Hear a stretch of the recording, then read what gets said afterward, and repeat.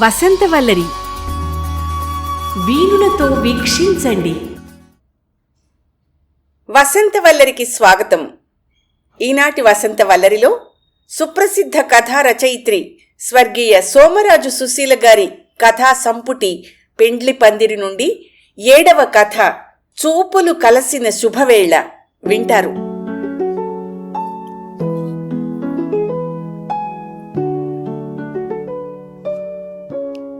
బోయినపల్లిలో మా ఇల్లు కట్టి ఇంకా పూర్తిగా ఏడాదైనా కాలేదు. సొంతిల్లు కట్టుకోవడం, అందులో ఉండడం అనే నిషాలోంచి మేమెవ్వరం ఇంకా బయటపడలేదు. మాటిమాటికి ఒక్కొక్క గదిలోకి వెళ్ళి కాసేపు కూర్చునేదాన్ని. రకరకాల యాంగిల్స్లో తలుపులు, దర్వాజాలని చూస్తూ ఉండేదాన్ని. మా చిన్ని తోటలోకి రకరకాల మొక్కలు కొనుక్కుని వచ్చి వేసేదాన్ని. మా చిన్నప్పుడు సినిమాల్లో అడ్డంగా ఆకులేసి గోడలాగా కనపడుతూ కాయలే కాయని అరటి చెట్ల లాంటివి చూపించేవారు. బహుశా అవి వాహిని స్టూడియోలో ఉండేవనుకుంటా. అందుకే ప్రతి సినిమాలోనూ కనిపించేవి. ఇల్లు పూర్తవగానే ముందు అలాంటి మొక్కలు తెచ్చి వేశాను. కడియం నుంచి దొంతరమల్లె దుబ్బులు తెప్పించి వేస్తే సుమారు 25 ఏళ్ల పాటు బుట్టలు బుట్టలు పూశాయి. పెరటి 2 వైపులా 2 కొబ్బరి చెట్లు కూడా వేశాం. డాబా ఎక్కి 4 వైపులా చూస్తుంటే నాకెంత ఆనందంగా ఉండేదో. ఈ భూమి మీద మొట్టమొదటి ఇల్లు కట్టింది నేనే అన్నంత ఆనందంగా ఉండేది. నాకు చిన్నప్పటి నుంచి గార్డెన్లో చిన్న ఉయ్యాలుండాలని కోరిక. అది కూడా పెట్టించాను. నా ఫ్రెండ్స్ చాలామంది ఉయ్యాలూగడానికి, మధ్యాహ్నాలు ఏసీ రూమ్లో పడుకోవడానికి వచ్చేవారు. ఇప్పుడు అందరిళ్లల్లో ఏసీలు వచ్చాయి, కానీ అప్పుడు అవి గొప్పే. అందుకే ఎవరన్నా మా ఇంటిని ఏమన్నా అంటే పట్టరాని కోపం వస్తుంది. మా ఇంటికి ఇంకో లక్షణం ఉంది. ఎప్పుడు చూసినా బోలెడు మంది జనం ఉండేవారు.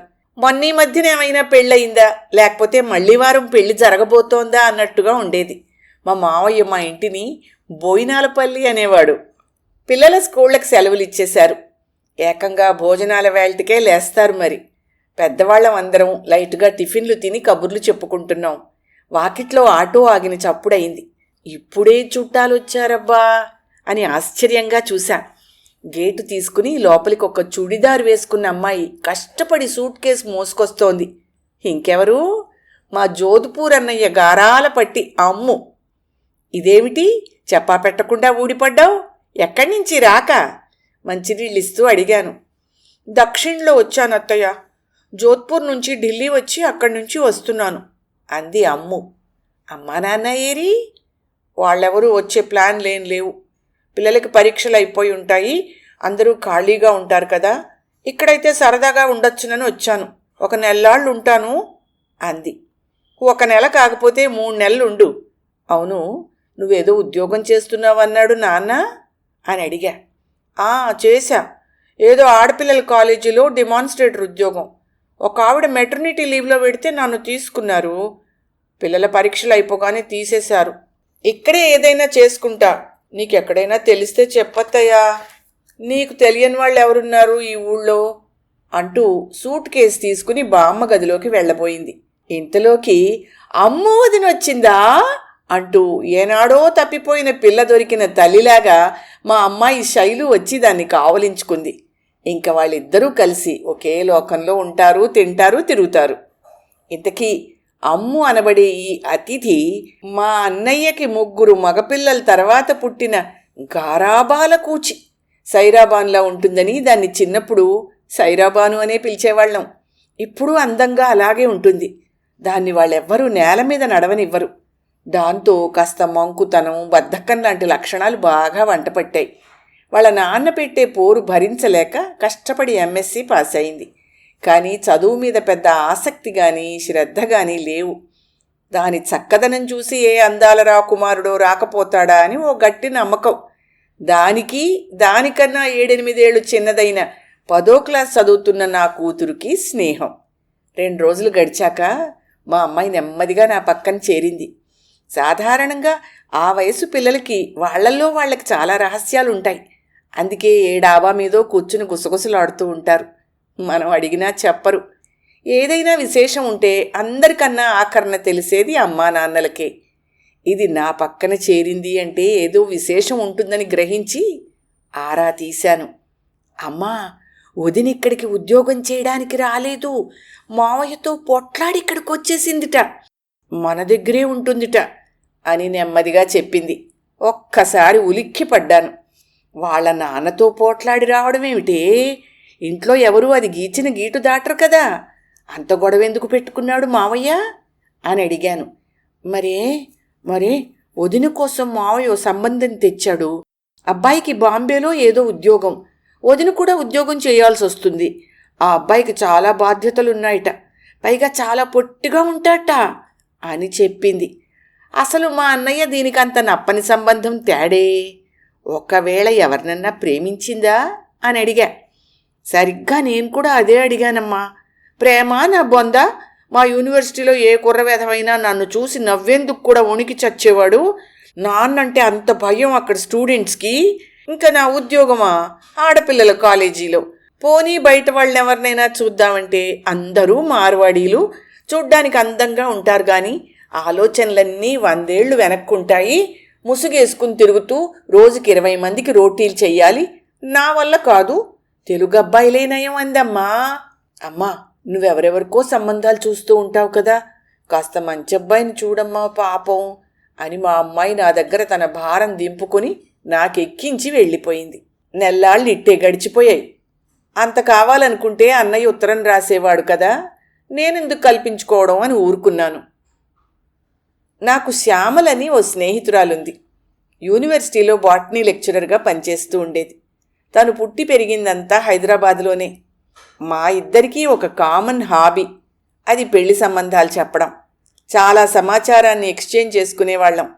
ఆ రోజుల్లో ఈ మ్యారేజ్ బ్యూరోలు, ఆన్లైన్ పరిచయాలు లేవు కదా, అందువల్ల మాలాంటి వాళ్ళకి చాలా డిమాండ్ ఉండేది. ఫలానా కుటుంబం తెలుసు అని తెలుసున్న వాళ్ళెవరైనా గట్టిగా చెప్తే గానీ సంబంధాలు చూసేవారు కాదు. తను ఒకరోజు హడావిడిగా ఫోన్ చేసింది. సుశీల, ఒక మంచి సంబంధం వచ్చిందోయ్. వాళ్ళు మాకు మా అత్తగారి వైపు బంధువులు, ఓ చిన్న సైజు జమీందారులు, నిఖార్సైన తెలంగాణ బ్రాహ్మలు. వాళ్ళ అబ్బాయి కంప్యూటర్ ఇంజనీరు, చాలా మంచివాడు, అందంగా ఉంటాడు. 5 ఏళ్ళయింది అమెరికా వెళ్ళి, ఇప్పుడొచ్చాడు. ఇంకో 10 రోజులు ఉంటాడంతే. వెళ్లే లోపున పెళ్లి చేసి పంపాలని మా పిన్ని వాళ్ళు తొందరపడుతున్నారు. 2-3 సంబంధాలు చూశారు, కానీ అతనికి నచ్చలేదు. నీకెవరైనా తెలిస్తే చెప్పవు అని అడిగింది. ఆలోచిద్దాం, వీలైనప్పుడు రా, ఈలోగా నేను కూడా గుర్తుకు తెచ్చుకుంటాను అని చెప్పి ఫోన్ పెట్టేశాను. ఆ క్షణంలో మా ఇంట్లోనే ఒక పెళ్లి కూతురుందని కూడా నాకు తోచలేదు. అన్నయ్యకి చెప్పకుండా, తనని అడగకుండా నేనే పనైనా ఎలా చేస్తాను? సరిగ్గా 1/2 గంటలో కారేసుకుని తన డైరీ తీసుకుని మా ఇంటికి వచ్చింది శ్యామల. అటూ ఇటూ తిరుగుతున్న మా అమ్ముని చూసి, ఎవరి అమ్మాయి అని అడిగింది. ఏం చదువుకుందని అడిగింది. అన్నీ చెప్పాను. అదేమిటోయ్, బిడ్డని చంకలో పెట్టుకుని ఊరంతా వెతికినట్టు ఇంత చక్కటి పిల్ల ఎదురుగా ఉండగా వేరే ఆలోచన ఎందుకు అని అడిగింది. నిజమే అనుకో, కానీ అవతల వాళ్ళు బాగా డబ్బున్నవాళ్ళు అంటున్నావు. మా అన్నయ్య తూగలేడు అని ఆలోచిస్తున్నాను అన్నాను. వాళ్ళకి డబ్బుంటే మననేం కొట్టింది? వాళ్ళకి కావలసింది డబ్బు కాదు, లక్షణమైన పిల్ల. ఇంకా ఆలోచించుకో అని పెళ్లి కూతురు వివరాలన్నీ తీసుకుని వాళ్ళింటికి వెళ్ళిపోయింది. అన్నట్టు పెద్దన్నయ్య అంటే దూరానున్నాడు, కానీ మా బుల్లన్నయ్య వదిన ఇక్కడే ఉన్నారు. మా వివరాలు నచ్చాయని తెలియగానే వాళ్ళిద్దరూ వెళ్ళి పిల్లని చూసుకునేందుకు రమ్మని ఆహ్వానించి వచ్చారు. మర్నాడు సాయంత్రం 4 గంటలకి పెళ్లి చూపులకు వస్తామని చెప్పారుట. అసలు వాళ్ళు ఇంట్రెస్ట్ చూపించడంలో మా ఇంటి పేరు సోమరాజు వారు అవడం కూడా కలిసొచ్చింది. మన తెలంగాణ వాళ్లే, ఖమ్మం జిల్లా సత్తుపల్లి వాళ్ళు. సోమరాజు వారు చాలా మర్యాదస్తులని మురిసిపోయారట. ఇంకా తెల్లవారుగానే మా ఇంట్లో పెళ్లి చూపుల హడావిడి మొదలైంది. పెట్టెలో 2 డ్రెస్సులు వేసుకుని రైలెక్కిన దీనికి పెళ్లి చూపులకి సరిపోయే చీరలేమీ లేవు. దానికి లేకపోతేనే నా దగ్గరున్నాయిగా. నా బీరువా అంతా కెలికి నాకున్న చీరలన్నిట్లోకి అందమైనది, ఖరీదైనది, నాకిష్టమైనది అయిన గద్వాల్ పట్టు చీర ఎంచాం. ఆకుపచ్చ రంగు చీర మీద జరీ డోరియా, 6 అంగుళాల వెడల్పుగా మిరప్పండు రంగు అంచు, దానిమీద జరీ చిలకలు, పైట కొంగు నిండా 2 పెద్ద జరీ చిలకలు. మీరే ఊహించుకోండి ఎంత బాగుంటుందో. అటువంటి చీర కోసం ఆ తర్వాత నేను ఎంత వెతికినా దొరకనే లేదు. పొద్దున్నే వదినా మరదళ్ళిద్దరూ జనరల్ బజార్కి వెళ్ళి ఆ చీరకి నప్పే బ్లౌజ్ కొనుక్కొచ్చారు. 11:30కి తలంటు పోసుకోవడానికి బాత్రూంలో దూరిన పిల్ల 2 గంటలకి తలుపు బద్దలు కొడతామని అరిస్తే బయటకొచ్చింది. ఇంకా అప్పటినుంచి సింగారాలు. ఇంట్లో ఉన్న వాళ్ళందరి నగలు తగిలించుకుంది. మా అమ్మ ఆనవాయితీ తప్పకుండా మడత కాజాలు చేసింది. పెళ్లి చూపులకి ఎప్పుడూ కాజాలు చేస్తావేమిటే అమ్మా అని అడిగితే, మరి అది కాజాలు చేస్తే సంబంధం కుదిరితే కుదురుతుంది అని మహానియోగంగా చెప్పేది. నేను సగ్గుబియ్యం వడలు చేశాను. అలాంటివి మన వాళ్ళు చేయడం తక్కువ. మగపెళ్లి వారికి కొంచెం మహారాష్ట్ర బంధుత్వాలు కూడా ఉన్నట్టు అనిపించి వాళ్ళు సంతోషిస్తారు కదా అని చేశాను. సరిగ్గా 4 కొట్టేటప్పటికి వచ్చారు. ఆవిడ కాసేపు పిల్లని పలకరించారు. పిల్లతో మాట్లాడాలన్నాడు పెళ్ళికొడుకు. మేం చాలా మోడర్న్ వాళ్ళం, మాకేం అభ్యంతరం లేదు అన్నట్టుగా పోజు కొడుతూ గార్డెన్లో ఉయ్యాల మీద కూర్చుని మాట్లాడుకోండని పర్మిషన్ ఇచ్చాం. పెళ్లి కావలసిన అబ్బాయి అమ్మాయి ఒక 10 నిమిషాలు ఆ ఉయ్యాల ఊగుతూ కబుర్లు చెప్పుకుంటే వాళ్ళ పెళ్లి జరిగి తీరుతుందని నాకొక మూఢనమ్మకం. అసలు ఈ సంఘటన జరిగింది నిన్న మొన్న కాదు, సుమారు 30 ఏళ్ల క్రితం జరిగింది. ఇలా అబ్బాయిలు అమ్మాయిలు అంత విరివిగా అమెరికా వెళ్ళని రోజులవి. చాలా కుటుంబాలు తమ పిల్లల్నంత దూరం ఇవ్వడానికి జంకేవారు. ఒక కాలొచ్చినా కడుపొచ్చినా అయ్యో తల్లి అనేందుకు ఎవరుంటారు అనుకునేవారు. ఇంకా డబ్బులు, ప్లాట్లు, ఫ్లాట్లు, కార్లు మన జీవితాలను అంతగా ప్రభావితం చేయలేదు. ఎలాగైతేనే రాత్రి 8 గంటలకి వెళ్ళలేక వెళ్ళారు పెళ్లివారు. ఏ సంగతి 2 రోజుల్లో చెప్తామన్నారు. రొట్టె విరిగిందని తెలుస్తోంది, కానీ అది ఎందులో పడుతుందో తెలియాలి కదా. ఇంకా మా ఇంటిల్లిపాదికి ఒకటే టెన్షను. ఫోన్ కుయ్యి అంటే చాలు అందరం పరిగెత్తేవాళ్ళం. వాళ్ళు ముందుగా చెప్పినట్టే 2 రోజుల తర్వాత రాత్రి 9 గంటలకి ఫోన్ చేశారు, వెంటనే మాట్లాడుకోవడానికి రమ్మని. ఇంకా మా ఇంట్లో సందడే సందడి. నేను, మా ఆయన, మా బుల్లన్నయ్య, వదిన రాత్రి 10:30కి పెళ్లివారింటికి చేరాం. ఇంతవరకు తమరి కూతురు పెళ్లి నిశ్చయమవుతోందని అన్నయ్య, వదినలకి ఎటువంటి వర్తమానమూ చేయలేదు. వీళ్ళు పిల్ల నచ్చిందన్నాక ఫోన్ చెయ్యొచ్చులే అనుకున్నాం. అప్పట్లో వాళ్ళ ఊరు ఫోన్ చేయడం కూడా పెద్ద పనే. అన్నయ్యకి ఫోన్ లేదు. మరి ఇంతకీ మేం మాట్లాడుకున్నది ఏమిటి? కట్నాలు కానుకలు కాదు, వాళ్ళకేమీ అక్కర్లేదుట. కానీ మళ్ళీ ఆదివారం పెళ్లి చెయ్యాలట. పెళ్లికి 1500 మంది వస్తారని, రాత్రి భోజనాలకి 200 మంది ఉంటారని, ముందు రోజు రాత్రి కూడా 200 మంది ఉంటారని చెప్పారు. వాళ్ళకి ఋగ్వేద సాంప్రదాయం కాబట్టి వాళ్ళ ఊరు నుంచే పురోహితులు వస్తారని అన్నారు. వంటలు, భోజనాలు అన్నీ తెలంగాణ పద్ధతులే ఉండాలి. ఒక 20 మందికి ప్రత్యేకంగా మడి భోజనాలు, మర్నాడు ఉదయం 10 గంటలకి నిశ్చయ తాంబూలాలు. 70 మంది వస్తారట. అందులో 6గురికి మడి భోజనాలు. సరే, మాకు జమీందారీలు లేవు, దీనికి తగ్గ పద్ధతులు లేవు. వాళ్ల పద్ధతులే మావి అనుకుని అన్నిటికీ సరే అన్నాం. అజ్ఞానం ఇచ్చే ధైర్యం విజ్ఞానం ఇవ్వదుగా. ఏదో 1, 2 శుభకార్యాలు చేశాను, కానీ ఈ లెవెల్లో అనుభవం లేదు. పైగా అప్పటికి క్యాటరింగ్తో సహా అన్నీ కాంట్రాక్టు పద్ధతి లేదు. పెళ్లికి కావలసిన పూజా సామగ్రి కూడా ఎవరైనా బజారుకి వెళ్ళి తేవలసిందే, అన్నీ వండి వడ్డించాల్సిందే. ఇప్పటికీ మా ఇంట్లో క్యాటరింగ్ అంటే మా ఆయన ఒప్పుకోరు, వంట వాళ్ళు వచ్చి చేయాల్సిందే. సరే నన్ను ఒప్పుకొని ఇంకా పెళ్లి పనులు ప్రారంభించాలని బయలుదేరబోతుంటే వియ్యపురాలు నన్ను పిలిచి, సుశీల గారు, మగవాళ్ళకి అన్నీ తెలియవని నేను అక్కడ చెప్పలేదు. మీ అన్నగారిని ఓ 15,000 బ్యాంకులో పిల్ల పేరున వెయ్యమనండి. అమ్మా నాన్నలు ఎప్పటికీ ఉండరు కదా, అన్నదమ్ములు కట్నాలు తెస్తారు తేరు. నా కొడుకు కోడలు పీటల మీద కూర్చుంటే ఎప్పటికీ పుట్టింటి వారి కట్నాలుండాలి, నా కోడలు చిన్నబుచ్చుకోకూడదు అంది. ఆ మాటలు వినగానే నా కళ్ళు నీళ్లు తిరిగాయి. ఇంత సున్నితంగా ఆలోచించే ఈవిడికి కోడలుగా కాబోయే నా మేనకోడలు మా అందరి పరువు నిలబెట్టాలి అని ఆ భగవంతుణ్ణి నా మనసులో వేడుకున్నాను. ఇంక మా అందరికీ పరీక్ష మొదలైంది. తెలంగాణ పద్ధతిలో ముందు ఆడపెళ్లివారు 5 రకాల స్వీట్లు, పూలదండలు తీసుకెళ్లి పెళ్లికొడుక్కి, ఇతర పెద్దలకి దండలేసి స్వీట్లు తినిపించి మా ఇంటికొచ్చి తాంబూలాలు తీసుకోమని ఆహ్వానించాలట. సరే, ఆ పని మా అన్నయ్య, వదినలకి చెప్పాను. ఇంకా నా పని మా ఇంట్లో 70 మందికి భోజనాలు ఏర్పాటు చేయడం. మా బంధువులెవరినీ పిలిచే పని పెట్టుకోలేదు. మా ఆస్థాన వంటైన సత్యంగారిల్లు మేము వచ్చే దారిలోనే ఉంది. ఏమండి, సత్యంగారిల్లు ఈ దారిలోనే ఉంది, కాస్త చెప్పి తీసుకెళ్దాం అని అడిగా. ఈ పాటి వంటకు ఆయనెందుకు, నువ్వు అమ్మా చేసేలేరు అన్నారు.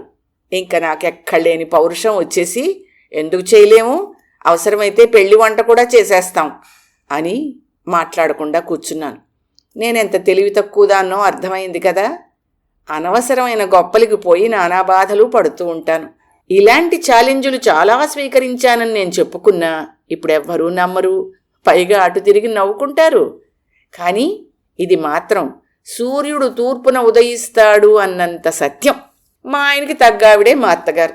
ఇంటికి రాగానే, అత్తయ్య గారు మనల్నే చేయమంటున్నారు ఈయన, పైగా మసాలా వంట అన్నాను. అదేం భాగ్యం, నువ్వున్నావు నేనున్నాను, ఇంకేం కష్టం అన్నారు ఆవిడ. మా అమ్మని లేపి చెప్పలేదు. లేచిందో నన్ను తిట్టరాని తిట్లన్నీ తిట్టి నాకున్న కాన్ఫిడెన్స్ పోయేలా చేస్తుంది. మందులేసుకుని పడుకుందిగా, అలా ఉండనీలే అనుకున్నాను. ఇంకా చూసుకోండి, మా ఇంట్లో అర్ధరాత్రి అంకమ్మ శివార్లు. మా ఇంట్లో ఎప్పుడూ ఏడాదికి సరిపడా కిరాణా సరుకులుండేవి. ఎటుపోయి ఎటొస్తుందోనని ఏడాదికి సరిపడా పప్పులు ఉప్పులు అన్నీ కొని పారేసేదాన్ని. చిన్న పరిశ్రమల వాళ్ళం కదా, ఎప్పుడూ బతుకు భయమే. ఇంట్లో డబ్బాల నిండా పప్పులు బియ్యాలు ఇచ్చే ధైర్యం ఆడవాళ్ళకి ఇంకేదీ ఇవ్వలేదు.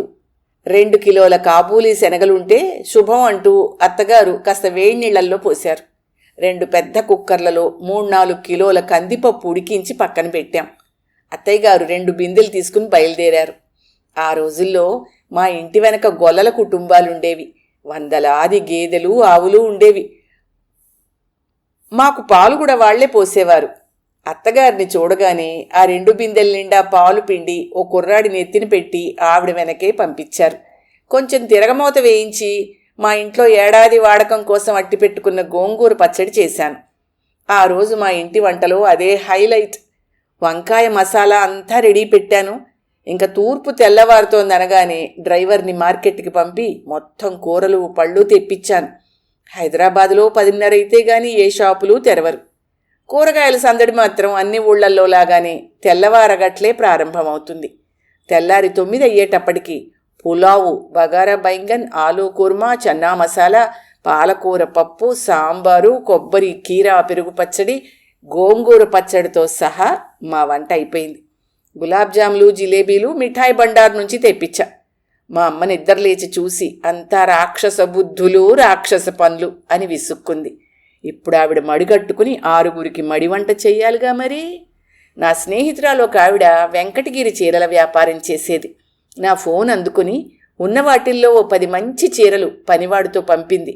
ఇంకా మగాళ్లకు బట్టలు పెట్టే పని అనుకోలేదు.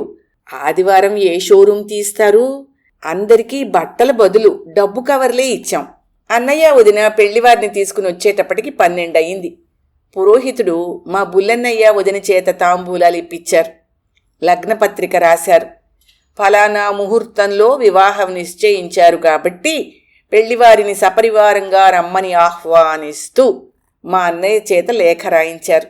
అలాగే ఆహ్వానాన్ని అంగీకరించి వస్తున్నాం కాబట్టి ఏర్పాట్లు చేయమని వియ్యంకుడు గారి చేత మా అన్నయ్యకి జవాబు రాయించారు. లాకర్లో ఉన్న బంగారం తీయడానికి సమయం లేదు కాబట్టి ఆవిడ తన ప్రధానం చీర ఇచ్చి తన చేతికున్న 4 జతల గాజులు కోడలి చేతికి వేశారు. తాంబూలాలకు కూడా ఇంత వ్యవహారం ఉంటుందా అని ఆశ్చర్యపోయాను. ఈ కార్యక్రమం అంతా అయ్యేటప్పటికి 2 అయింది.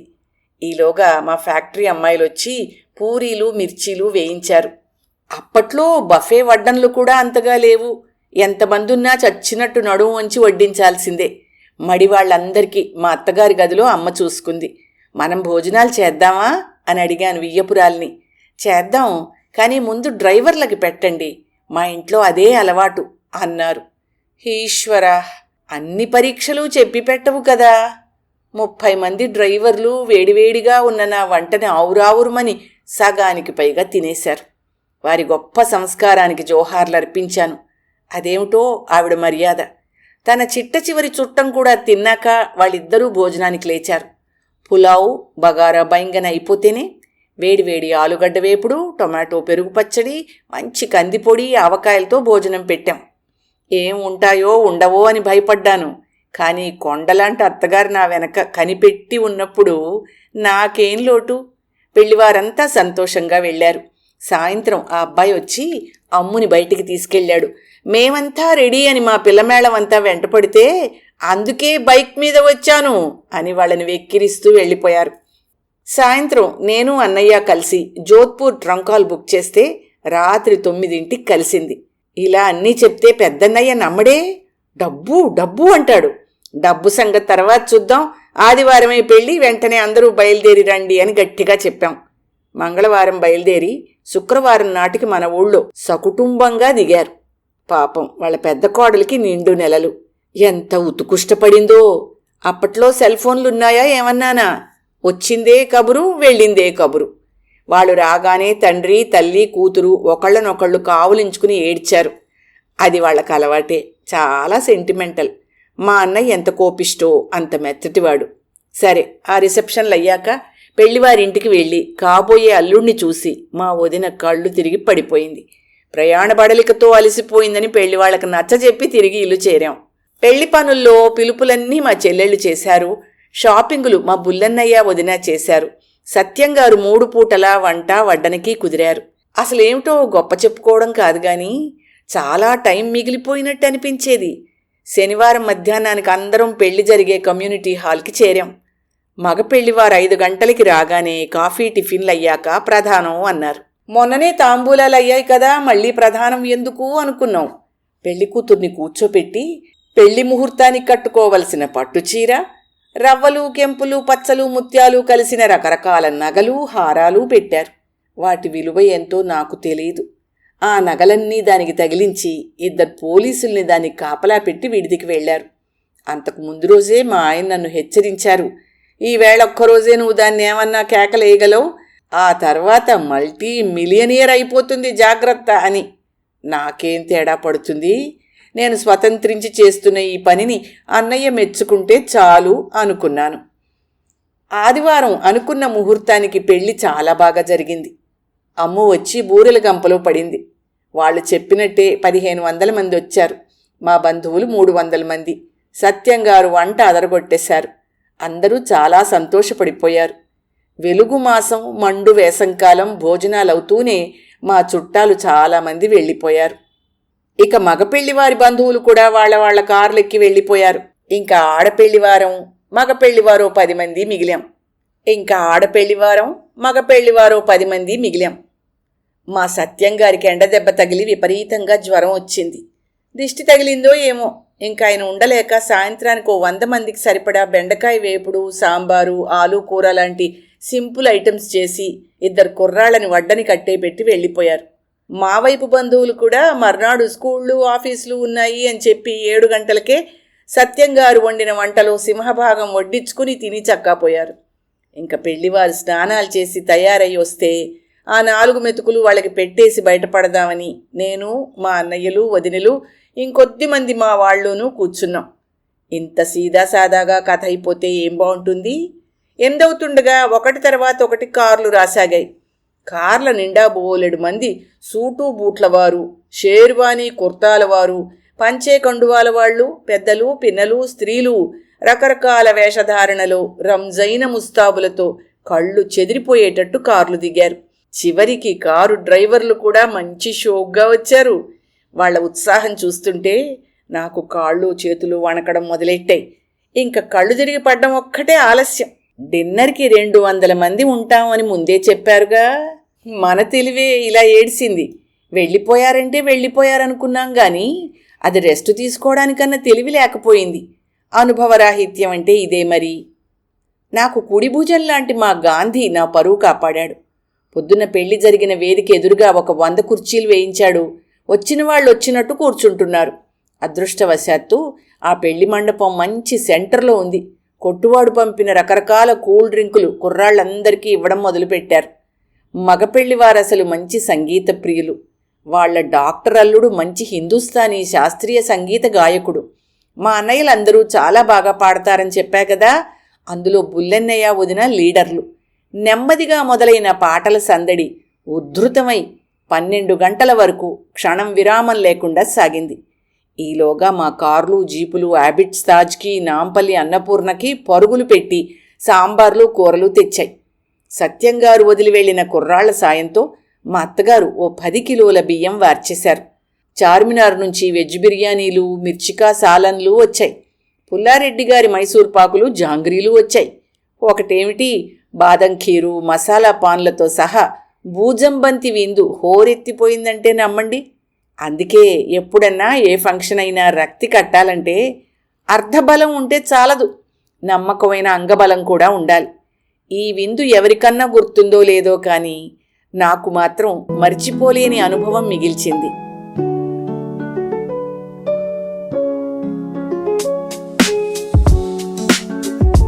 వసంతవల్లరిలో సుప్రసిద్ధ కథా రచయిత్రి స్వర్గీయ సోమరాజు సుశీల గారి కథా సంపుటి పెండ్లి పందిరి నుండి 7వ కథ చూపులు కలిసిన శుభవేళ విన్నారు.